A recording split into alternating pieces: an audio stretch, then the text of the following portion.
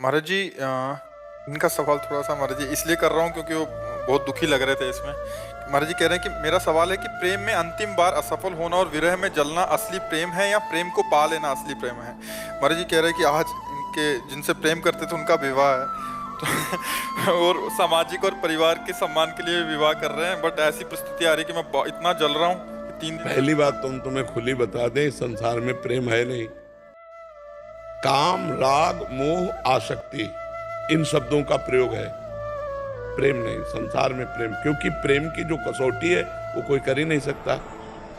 आज आपको नाचना चाहिए यदि आपको उससे प्रेम होता कि मैंने उससे प्यार किया है और वो मुझे पसंद नहीं करती, उसकी पसंद का कोई लड़का मिल गया, भगवान जीवन भर भी वो सुखी रहे, कभी उसको दुख। अगर वो भी प्रेम करती हो बट सामाजिक और पारिवारिक यहाँ प्रेम है, तुमसे अच्छा देखा उसकी तरफ झुक गई या झुक गए, ये प्रेम है।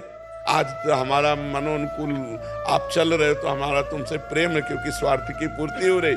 कल स्वार्थ अगर दूसरे से पूर्ति हो गई तो ब्रेकअप, फील यहाँ भाई प्रेम नहीं है, यहाँ प्रेम नहीं, यहाँ प्रेम नहीं है। बेकार आंसू मत बहाओ, भगवान के लिए रो, काय के लिए रो। यहाँ शुद्ध प्रीति नहीं, प्रीति तो भगवान से होती है। ये मनुष्यों से स्वार्थ होता है, राग होता है, काम संबंध होता है, आसक्ति होती है। प्रेम नहीं, प्रेम का शब्द कलंकित किया जाता है यहाँ। प्रेम नहीं, प्रेम विशुद्ध तो एक अलग चीज है। प्रेम तो मीरा जी ने किया, मेरे तो गिरधर गोपाल दूसरों न कोई, जहर पिलाया गया प्रभु के लिए हर कस। प्रेम तो प्रहलाद जी ने किया, प्रेम बड़े बड़े महाभागवतों ने किया। ये प्रेमी जन, ये प्रेम है। दोनों के अंदर दृष्टि पार्थिव है, इसलिए प्यार नहीं है, वो काम है, वो आसक्ति है, वो राग है। प्यार तो एक अलग चीज। प्यार तुम जैसे तुमसे प्यार करते हैं, तुम किसी और से प्यार करते हो, तुम्हारे हृदय से आशीर्वाद निकलेगा कि भगवान तुम्हें दोनों को सुखी रखें, और जब मैं कभी देखूं तो तुम सुखी दिखाई दो, बस यही मेरे लिए है। ऐसा प्यार कोई करेगा? अगर हमको तुम प्यार नहीं करे तो फिर वो प्यार नहीं है, वो ठीक है। रो मत बच्चा, अगर मनोनुकूल उसके हम ना हो, उसका मन उधर जा रहा हो तो जाने देना चाहिए, नहीं 4 दिन बाद फिर तुम्हें परेशानी आ जाएगी। जबरदस्ती शादी कर रहे हैं घर की। बच्चा जबरदस्ती कहीं नहीं हो सकता। हम 13 वर्ष के थे, हमें जबरदस्ती हमारे परिवार के रोक के दिखा देते। बच्चा थे, अकेले भागे, जब पकड़े गए तो बिल्कुल कड़ा जवाब, कोई कहीं आज तक नहीं डिगा पाया, सीधे अपने मार्ग में। जब हमारा प्रेम है तो फिर कौन रोक सकता है? कोई नहीं रोक सकता। पिताजी बहुत कट्टर स्वभाव के थे, पक्का बहुत कड़क स्वभाव थे। ये था कि चाहे मार डालें हम घर नहीं जाएंगे, जब घर से भागे थे भगवान के लिए। और हर परिस्थितियां आई, हर परिस्थिति को सहते। अब तो बूढ़े होने जा रहे हैं, बचपन से तब से आज तक कितनी समस्याएं पड़ी होंगी, रजिस्टर लिख जाएगा पूरा जीवन। तो ये गलत बात है कि कोई किसी के दबाववश अपने प्यार को रोक दे। वो प्यार क्या होता है?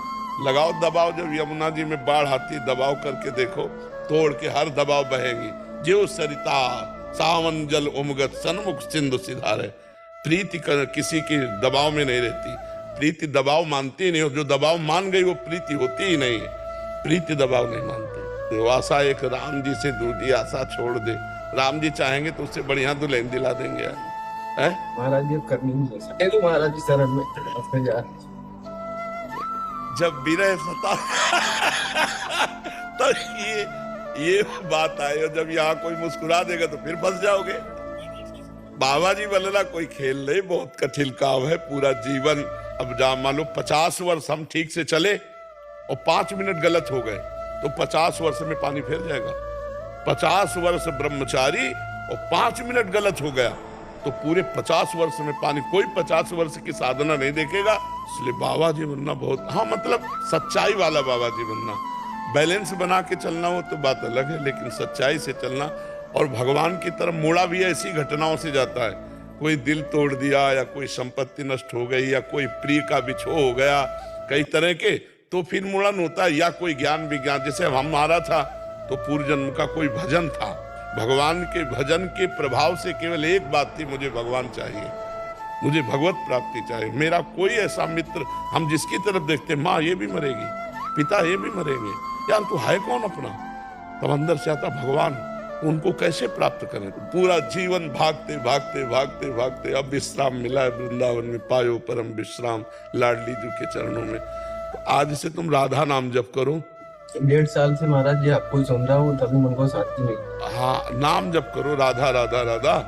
और अगर दुल्हन चाहिए ईमानदारी से, वही चाहिए जिससे नहीं यार, कोई नहीं चाहिए महाराज। हाँ, तो बढ़िया, एक दुपट्टा दे इसको इस बात पे, और नाम जप करो। अब रोना मत, रोना तो प्रभु के लिए रोना है, झूठे प्यार के लिए क्या रोना यार, झूठे प्यार के लिए नहीं, ठीक है। हाँ, और कुछ इधर उधर सोचना नहीं कि विरह व्यथा में कुछ मतलब आगे कदम उठावे, गलत कदम उठाना नहीं। ये शरीर बहुत कीमती है, भजन करो।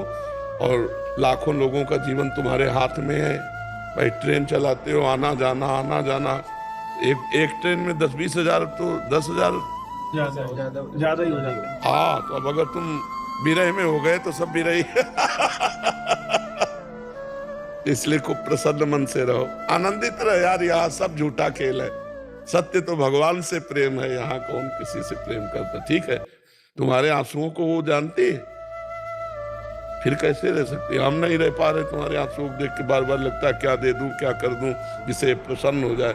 और फिर तुम्हें जो प्यार करे वो ऐसे कैसे रह सकता है? ये झूठा प्यार है, वो सब झूठा प्यार। सच्चा प्यार कोई नहीं करता, सच्चा प्यार तो भगवान करते हैं बच्चा, ठीक है।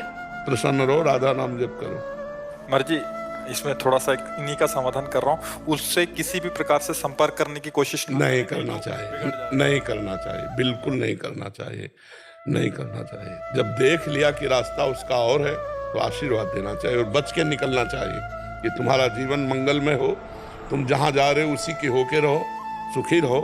अब हम तुम्हारे रास्ते में कभी नहीं आएंगे, नहीं, बिल्कुल अच्छे से चलो। ये अब विघ्न नहीं। प्यार, अगर आपने कुछ प्यार किया है तो उसके लिए अब निर्विघ्न रास्ता दे दो कि आप जाओ, हमारा आपसे किसी भी तरह का कभी मिलान नहीं होगा, कभी भी। अगर नेत्र भी मिल जाए तो नेत्र झुका लिया, मानो पहचानते ही नहीं तुमको, ठीक है। अगर वो संपर्क करने की कोशिश नहीं, कदापि नहीं करना चाहिए। संपर्क करने की जगह अब ये व्यभिचार हो जाएगा, अब गलत हो जाएगा किसी के जीवन में। जैसे तुम्हारे जीवन में ये घटना घटी तो तुम सह नहीं पा रहे हो, और जब दूसरे के साथ ब्याह हुआ, अगर वो तुमसे संपर्क कर रही तो उसका जीवन कूड़ा हो जाएगा, ना वो तुम्हारी रह पाएगी ना उधर की रह पाएगी। इसलिए बिल्कुल नहीं।